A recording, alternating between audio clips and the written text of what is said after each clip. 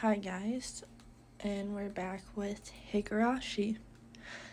It's been a hot minute, but I'm excited to get farther in.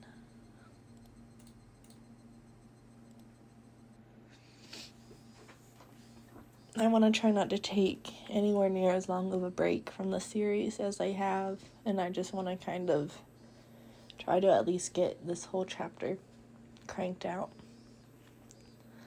I'm a bit sleepy, I just woke up from a nap, but let's just hop into it. I got changed right away, and slinging a towel around my neck like Mion suggested, I set off for the shrine.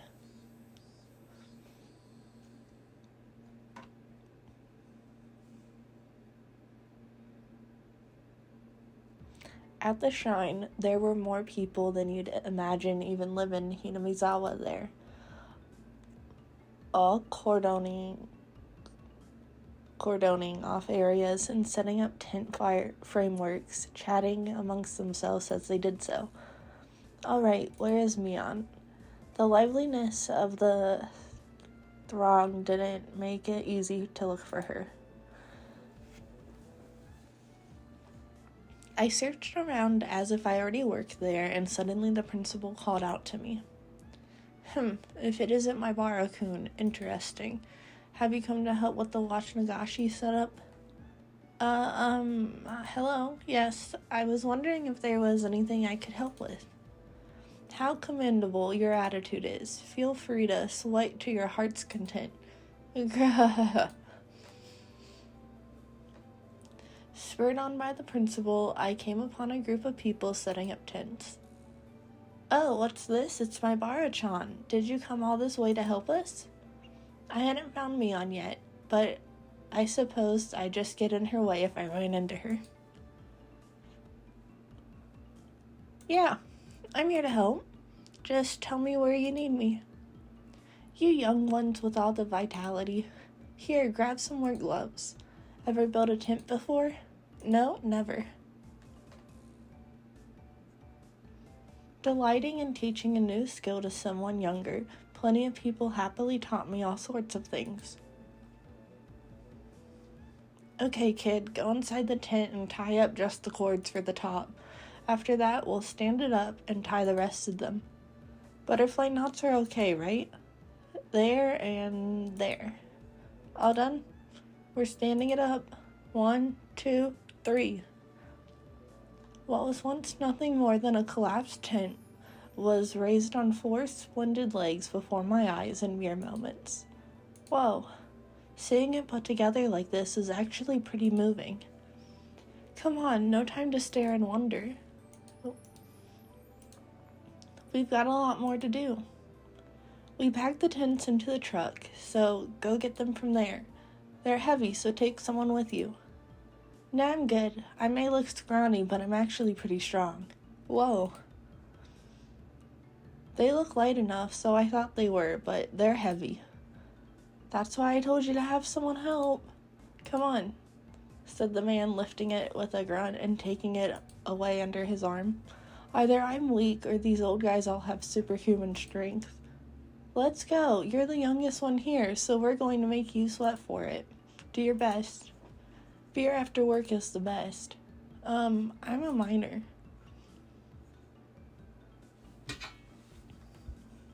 Sweat dripped from my body. I had been fully and completely absorbed in helping them.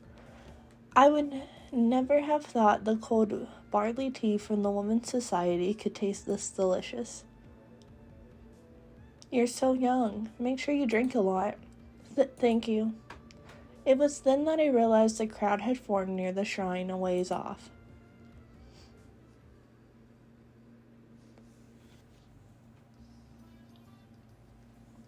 When I took a closer look, I saw a girl dressed in shrine maiden garb and a handful of old men looking like they were preparing for the ceremony together.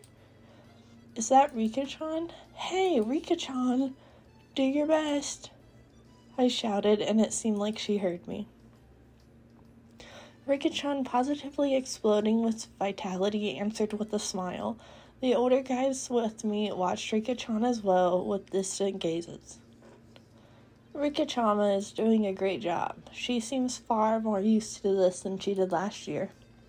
The old lady who gave me the tea clasped what looked like prayer beads in her hands and said, "Rika-sama, we thank you, we thank you." And just like that, began to respectfully pray to her. Huh? I just remembered that they called it the Furude Shrine. Wasn't Rika-chan's full name Rika Furude? The man standing next to me answered my question. That's right, Rika-chama's Furude's clan is ancient and honorable, and has worshipped Oyashiro-sama for generations. Huh. I'd always gotten the feeling she wasn't quite your average person, but it turned out she was from an esteemed family. After her father, who was the shrine priest, died the year before last, she's really been doing her best to learn the rituals. I wish the priest could have been here to see how wonderfully she's grown up. What? Rika-chan's father passed away? Okay, break time is over. Let's get the chairs. We're not using back to the gym in Okinomiya. Maki-san, pull the truck around here and take a few people with you. All right, my Barakun. Let's get to work on one last job. You're gonna make me do more work? I can't tell if they know I'm a minor or not, but the older men all cheer me on, encouraging me to do my best and that the beer will be great.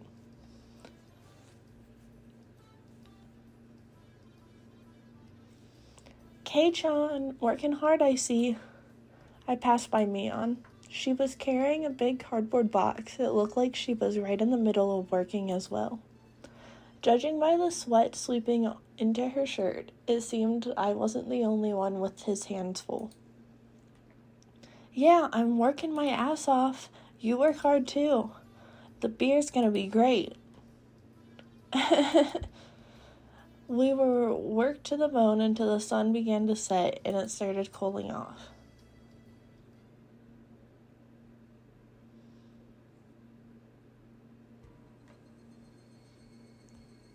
It was soon full-fledged night, and the clear sound of the Higurashi eased the moderate pain I felt.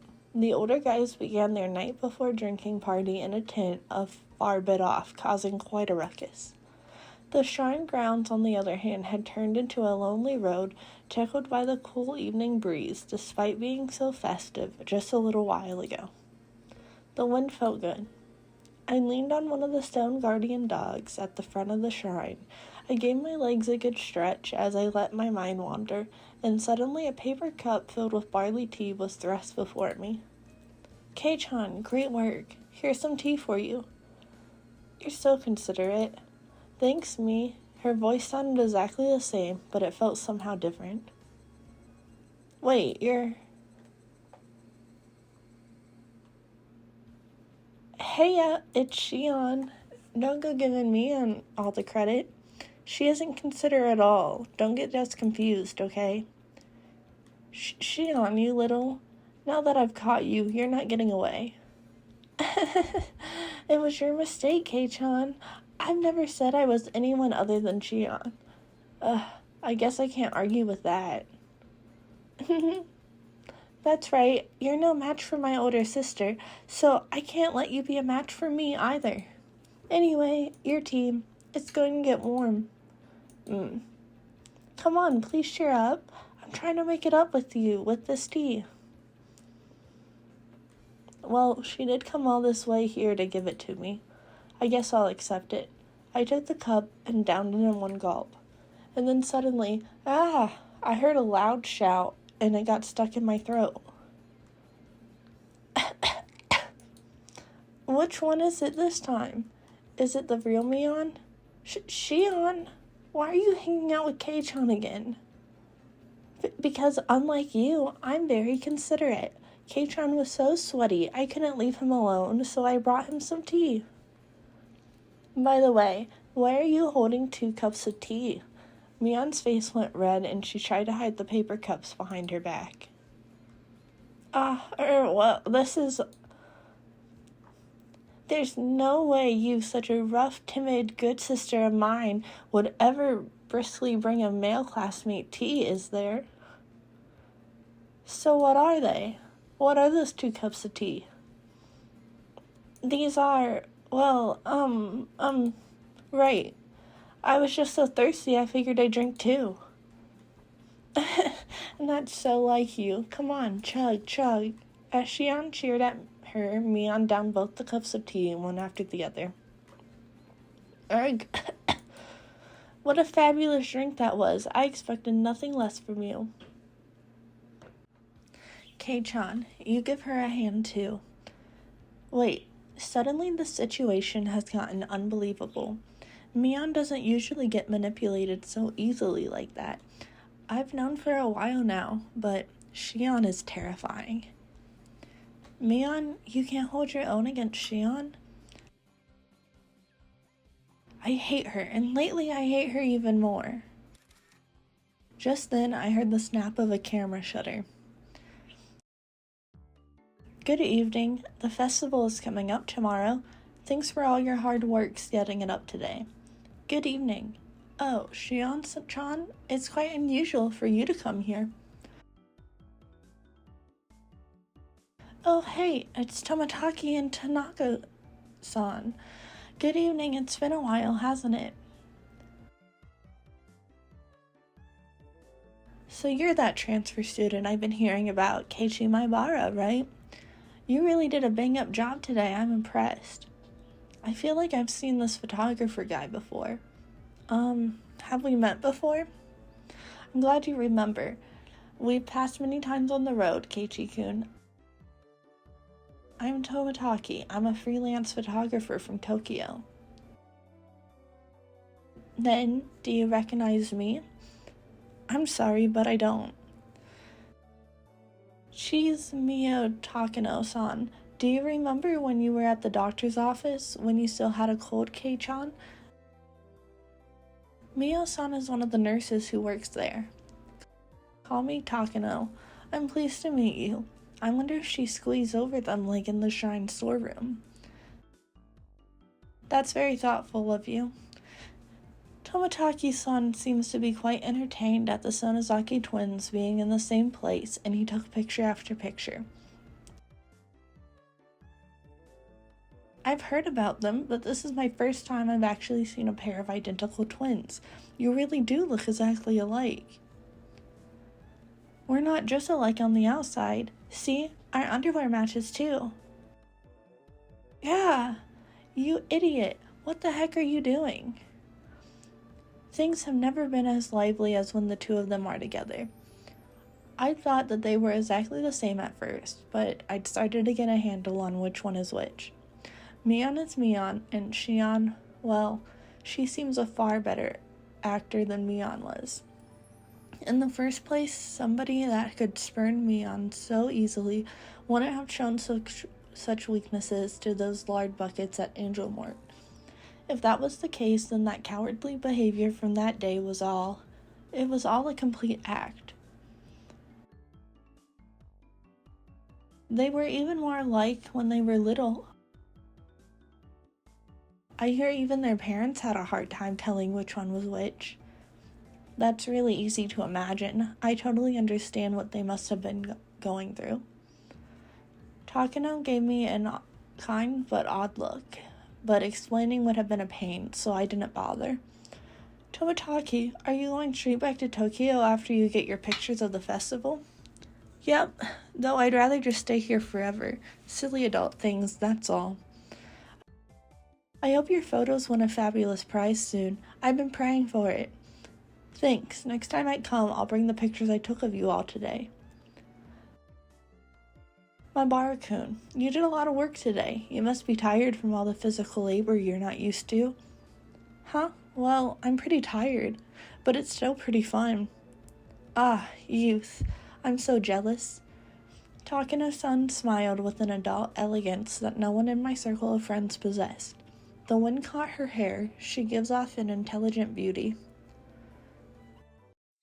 Oh, why hello everyone. It seems like our merry crowd was standing out. This time an overweight older man addressed us. And again, it was someone I thought I knew, if I recall correctly. He's a policeman, isn't he?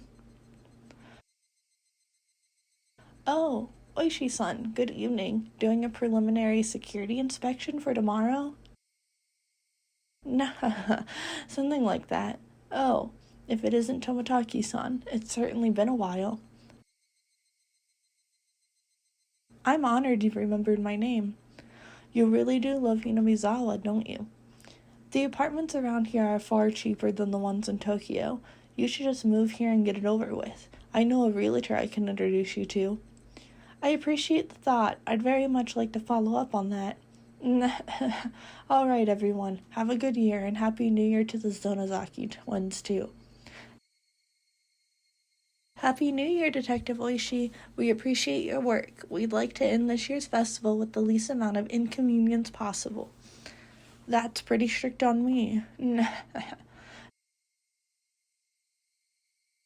Detective Oishi left us with a low laugh and headed off to talk to some police officers standing a ways away.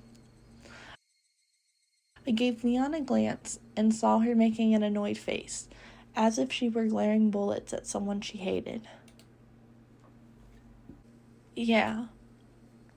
It'd be nice if the police didn't have anything to do during the Watanagashi this year. You like this place too, don't you? Oh, you mean to say you dislike it, Jairu-san? I quite enjoy such fantastic stories, you know? Especially with the times being so dry and uninteresting. The Curse of Oyashiro-sama, you mean? Curse? Tomotaki-san used the troubling word. Then suddenly someone tugged on my arm. Kei-chan, I'm pretty hungry. Want to go to the tent with the drinks and have some candy and sweets? Huh? I'm up for that. I've gotten a little hungry as well. Okay, let's go. A moment later, Shion said something to Takano and Tomotaki that stung my ears and gave me a start. I wonder who will die and who will disappear this year. I pulled back from Mion's grip and stopped abruptly. Shion, what did you just say? It felt like the air around us dried out all of a sudden. Let's go, Kei-chan. They're talking about something silly anyway. You still haven't told Kei-chan? I make it a point not to spread stories like that. Shion's cold and quiet tone and Mion's harsh voice were quite the contrast. Hey, wait, hold on. What are you talking about? If you know something, then tell me.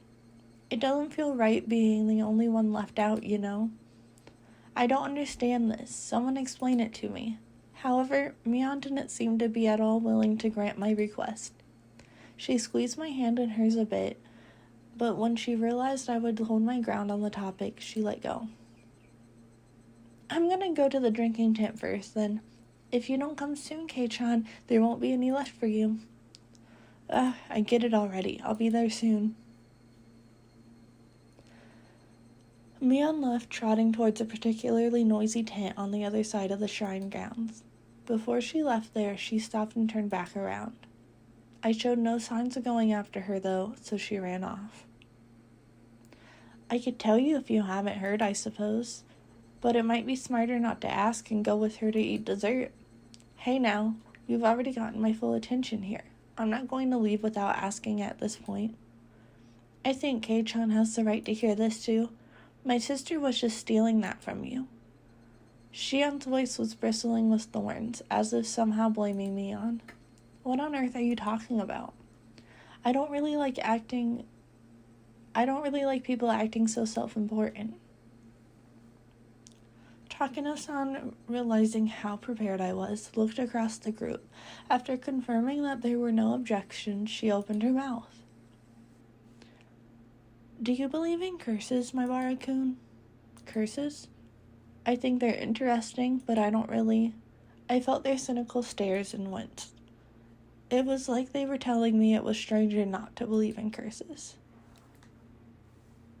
You're not wrong, Kei-chan. Curses are just superstition. It's only natural that you wouldn't believe in them. Besides, you can take all the time you need to decide whether to believe in curses after you've heard us through, said Takano-san, giving a little smile.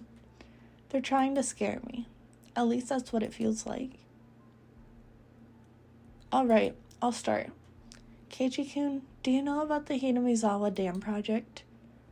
Oh yeah, the other day at Angel Mart, Mion told me all about it. You mean the plan for the giant dam that would flood all of Hinamizawa, right? That's right. Residents of the town banded together to fight it, and a fierce battle with the government unfolded. I've heard that too. The entire village united, using all the power at their disposal, mass media, political influence, and other things, and fought the country. The way Mion described it made it sound like a boast. Oh, you know quite a bit about it. Yes, you're right. It's practically an epic tale.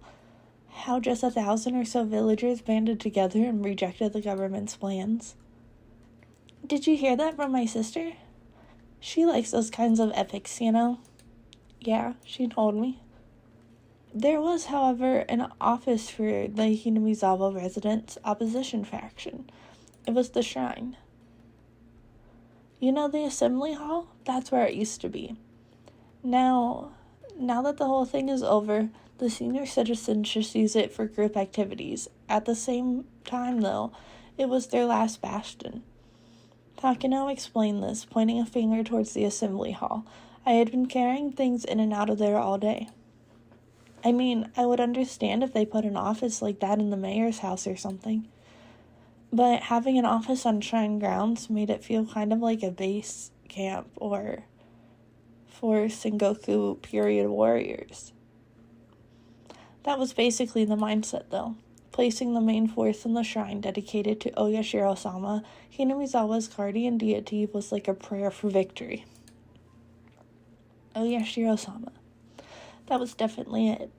They mentioned Oyashiro-sama's curse before. Is it the same Oyashiro-sama? Do you know about Oyashiro-sama, Keiichi-kun? It's the name of the god worshipped at the shrine. It's the same that he protects all of Hinamizawa. Well, I don't really know much about him. I see. I think Takano-san knows more about the rest. Tag, you're it. Well, that is generally the whole story. Oyashiro-sama is the ancient god passed down in Hinamizawa, and the villagers say he had been protecting his sanctuary from the poisons of the outside world. So essentially, he's a basic standard guardian deity. I guess you can find that sort of god anywhere you go.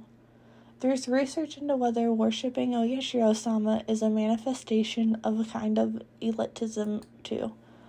What I mean is that the worshippers might think of themselves as chosen people. Believing yourself chosen, a nationalistic belief that you are part of a superior race or that you're a special clan chosen by the gods. They believe that they're a superior clan so that they believe strongly in cooperating with others, but they also end up being exclusionary towards other clans. I won't go into too much detail, but it's the sort of national and religious ideas that lead to war. Of course, that goes for Japan too.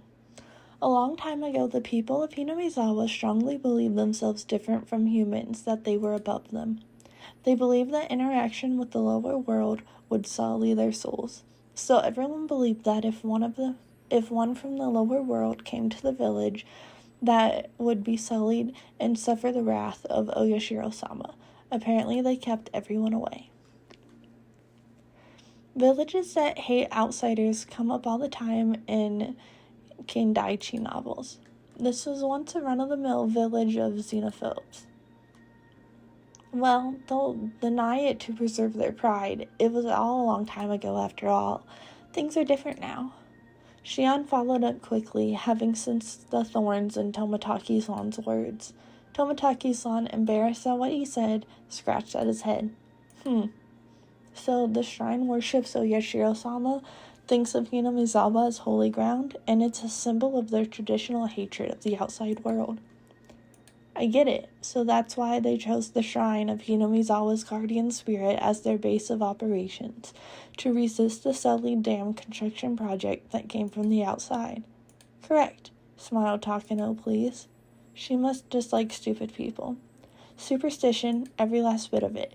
The villagers gave everything being desperate to oppose the dam construction, and right in the midst of it, the incident drove home from the finishing blow. Oyashiro-sama's curse. The person managing the construction sites of the Hinamizawa Dam was murdered. 4 years ago, I believe. It took the newspapers by storm. Do you remember it? No, not really. He had a fight with a subordinate and was beaten to death with a pickaxe. His limbs and hands were torn off and the remains disposed of. Of those dismemberment homicides, they were all the rage at one point. Such a gruesome incident. But it was just that, an incident. A person caused the incident after all. Should they really put it down to the curse? Then the following year, the man who had organized Hinamizawa's group of dam proponents, he fell from a cliff while on vacation and died. Apparently, it was an accident. Of course, most of Hinamizawa was hostile towards him. The police were all over the case as if it were a homicide, but in the end, it was judged to have been an accident. Now, it's an accident. This is the most curse-like one, but it's still far-fetched. And then on the next year, this time, the priest of the shrine contracted an unknown illness and suddenly died. This may sound a little rude, but the old priest was kind of wait-and-see type. The whole village was in an uproar about the dam, but he just kind of didn't seem to want to bother. The shrine was the symbol of the opposition movement and its priest, while his attitude worked against him. The villagers at the time had hope for a leader, but their hopes were betrayed. Some people were apparently pretty angry too. So, at the time, all the older people were like, "This is Oyashiro-sama's curse." This is what they said. It didn't seem like every year dam-related people the village had resentment towards were dying. It was pretty creepy. Oh, and also, it's interesting.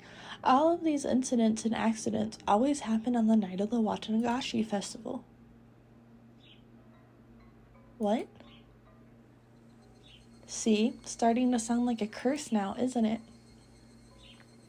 Then the year after that, in other words, last year, the sister-in-law of the man who was the leader of the dam proponents and the one who accidentally died were discovered dead, having been beaten to death.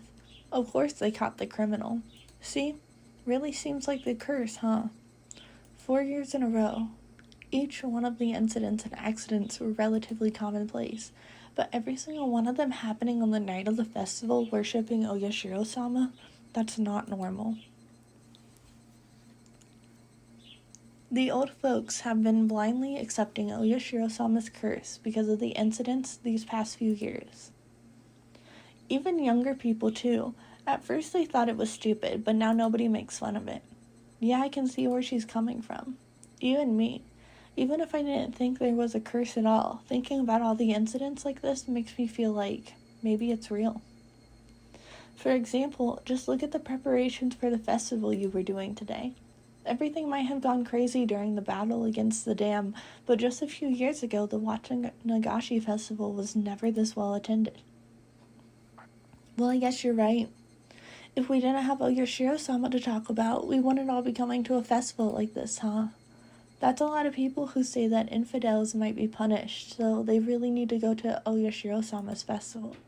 Shion nodded as if she were mocking herself. So, how about now, Keiichi-kun? You're starting to get the feeling that maybe, just maybe, the curse is real, aren't you? I mean, you can't just laugh off people related to the dam construction project all dying like that. If even I feel like this now, then the more superstitious members of the village must feel stronger than that. Well, I mean, I still don't think there's a curse. I can understand those that believe there is, though. Wow, Kei-chan. You can really keep a cool head about this. Shion grinned, realizing I'd rejected the curse. If it's neither a curse nor a coincidence, then what should we make of these incidents?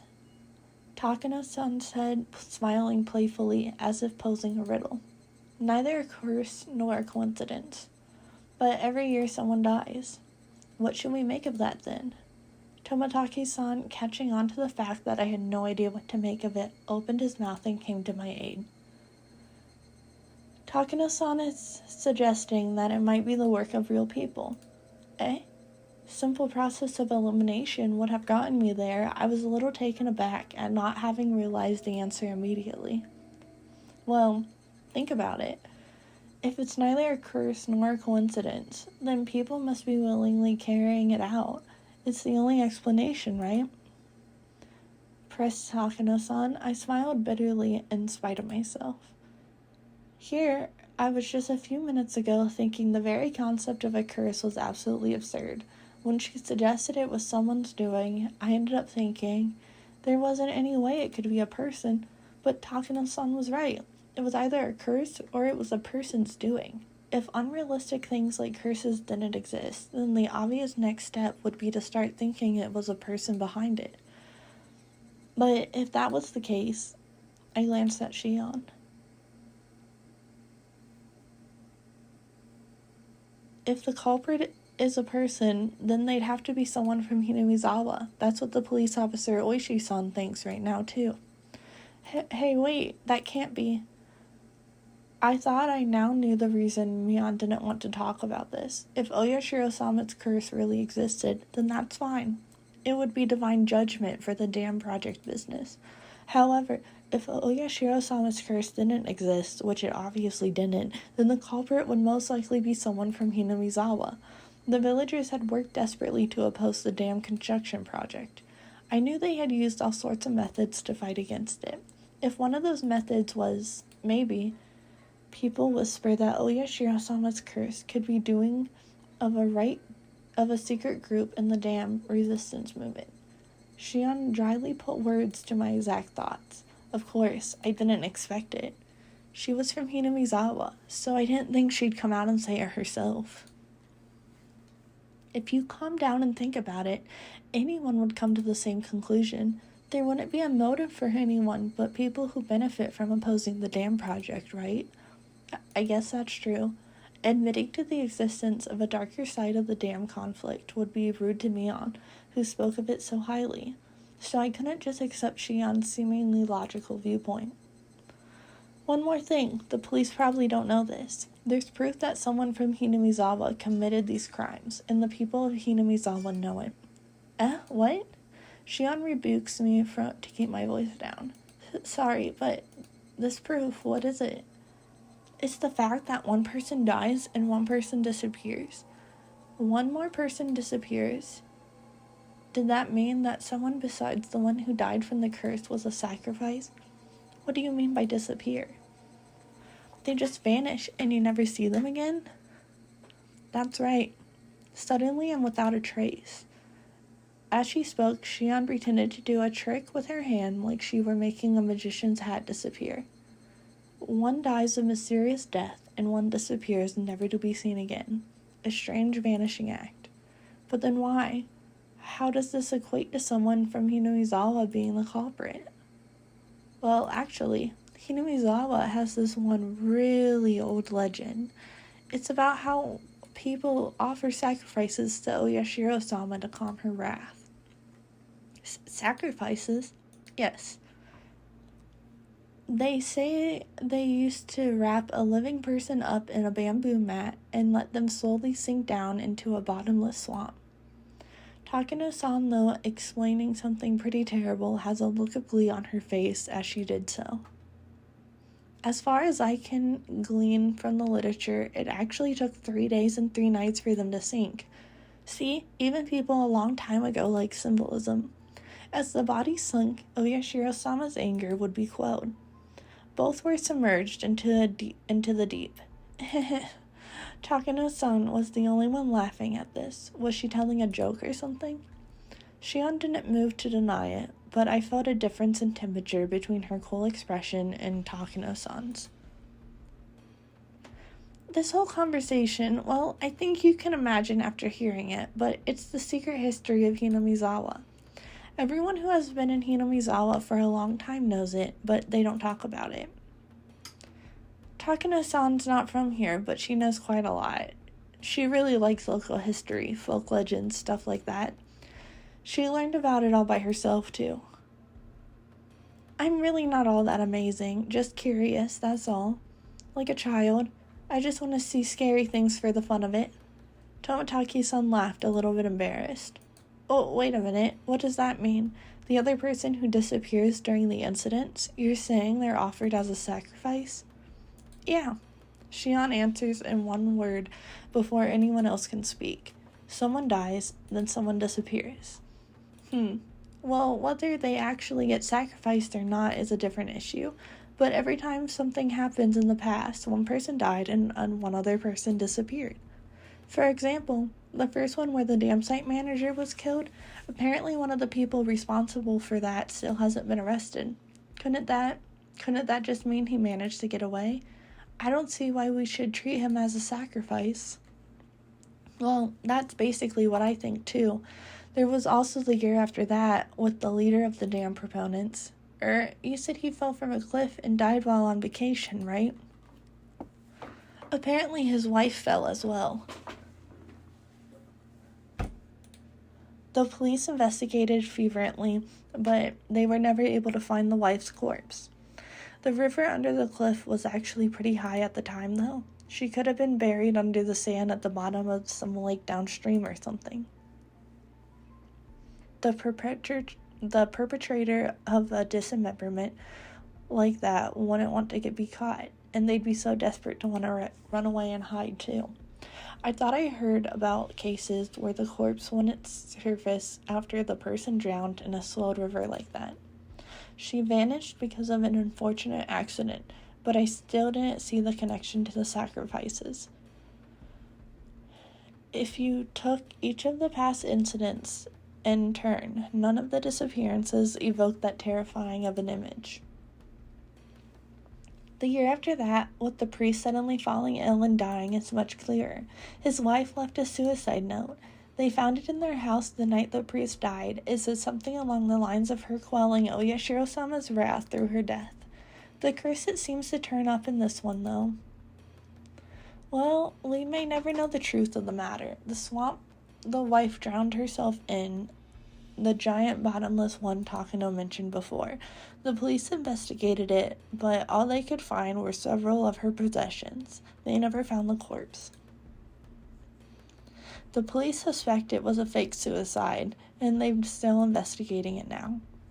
Someone dies every year, and in the same way, someone goes missing every year. Is she trying to tell me that everyone who vanished was kidnapped by some extremely efficient means and dumped into the bottomless swamp still alive and drowned to death? But a curse? That's unbelievable in its own right. And the next year, that was it. The dam proponent's sister-in-law, she was killed, and the same way someone disappeared. It was a boy around my age named Satoshi Hojo. He's the nephew by marriage of the woman killed. Shion cut in with a slightly strong tone of voice. She knew the boy who had disappeared pretty well. At least that's the vibe I was getting. Well, that about sums everything up. One person always dies, and one person always suddenly disappears, leaving the suddenness aside. The fact was that each incident involved one person disappearing. So that means the first person who dies is because of Oyashiro-sama's curse, and the second person who vanishes is because the villager sacrifices them? Is that it? Kei-chan, there is no curse. Somebody kills the first person under the guise of the curse, and somebody takes away the second person to be a sacrifice. But Shion, that means the criminal is in the village. That's what I've been guessing from the start. It's pretty shocking though, you know? We live in the Shoya period. It's kind of hard to believe people are committing murder like it's nothing, using some ancient justifications, huh? It didn't have anything to do with our discussion, but I got the feeling that maybe Shion didn't like Hinamizawa that much. Mian enjoyed talking about Hinamizawa and its epic tales. So she had avoided talking about Oyashiro-sama's curse, which didn't paint Hinamizawa in a good light, no matter how you looked at it. She was trying not to give me a bad impression of the village, so she didn't say anything. Shion, on the other hand, was somehow different. She wasn't rejecting the concept of a curse to purge Hinamizawa of this bad impression, but rather because she strongly believed that a member of the village was the criminal behind this. Her conviction seemed a bit removed from the tight sense of community held by the people of Hinamizawa. Once upon a time, they looked so alike you could mistake one for the other. But talking to her now, I was getting a powerful feeling that Shion had a completely different personality than Mion. Than everyone else, they all think someone from Hinamizawa did it, right? Neither Shion nor Takano answered that. The deafening silence told me all that I needed to be said. Then let me ask another question. If someone from Hinamizawa is the culprit, then who is it? Neither Shion nor Takano-san had a reply to that question either. Though it may have been rude to ask, I had hoped that they wouldn't have one. The reason I asked was to argue that their explanation that the culprit was from Hinamizawa was nothing more than one possibility. Shion caught on to my plan. She gave a pained smile at my petty spite and opened her mouth to speak. All I said really just amounts to circumstantial evidence anyway. If any of us knew who it really was, we'd have gotten them to the police's hands already. As would anybody. Then what about Takano-san? She too smiled dryly as Shion had and opened her own mouth. Well, I'd like to clear one thing up. I'm not a detective or anything, alright? In all honesty, I'm not really interested in who the culprit is. Takano, you sure are a handful. Tomotaki-san gives a bitter laugh at her surprising opinion on the matter. You see, I just like cruel and atrocious ancient traditions and fairy tales. I only enjoy them from a curious onlooker's perspective. So even for this string of incidents, it's not so much finding out who the culprit is, but enjoying thinking about how the old traditions displayed by the incidents themselves still seem to have some pretty deep roots around here.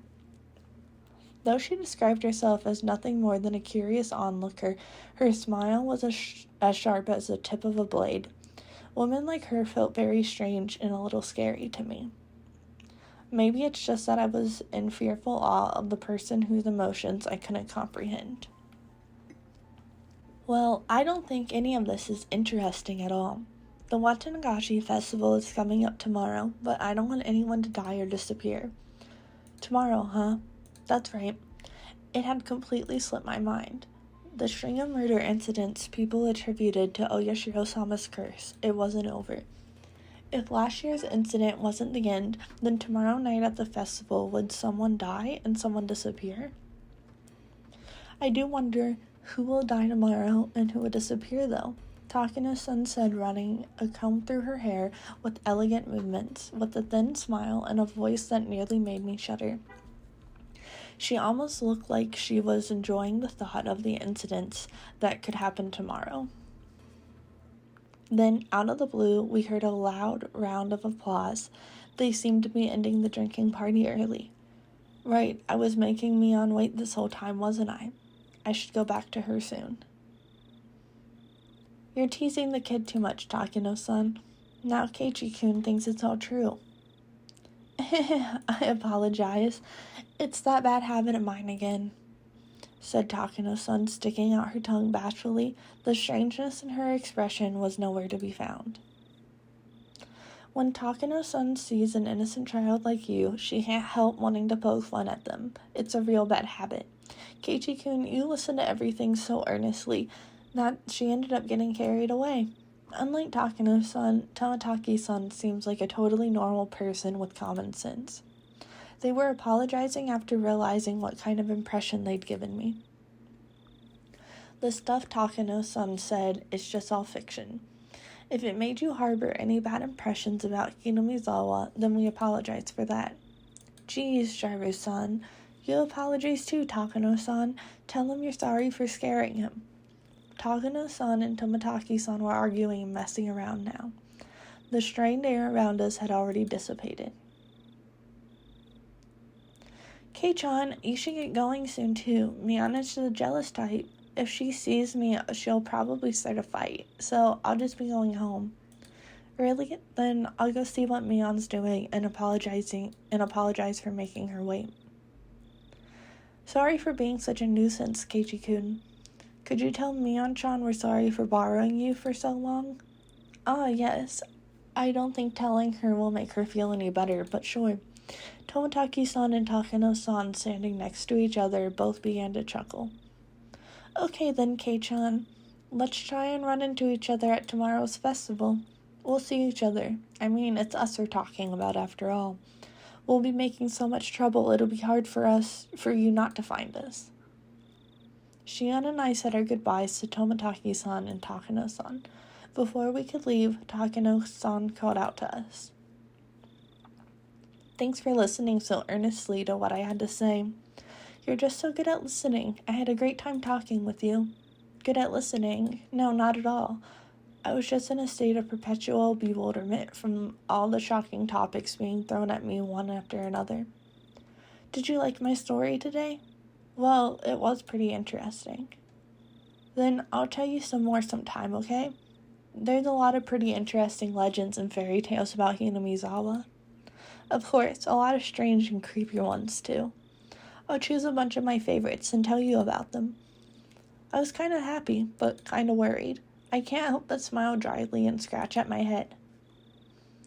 Keiichi-kun, you can go now. Takano-san is just messing with you. They say goodbye again and run off. I heard Tomotaki-san call out behind him in a clear voice that we would see each other at the festival tomorrow. When I went to the tent, Mion was waiting for me, and she was nowhere to be found. I made her wait so long, maybe she got mad and went home. After asking some adults passing by, I heard that she went home talking to some relatives. Maybe I shouldn't have done that, but my regret for having made Mion wait wasn't enough to triumph over the impression Takano-san and Shion's uncanny story left on me.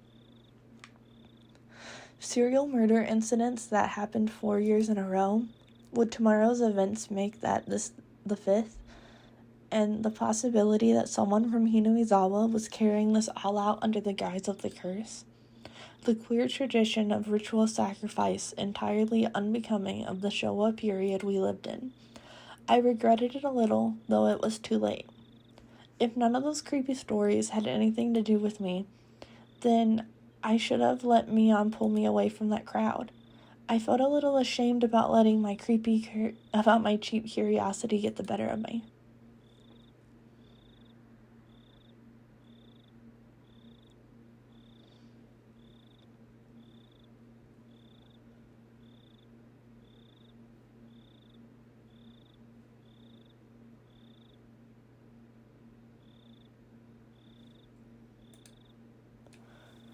Okay, guys. And with that, I'm going to go ahead and save it here, and we'll pick it back up in the next part, which I promise it'll be a lot sooner. Hope you enjoyed it, and let's find out what happens at the freaking festival. Bye.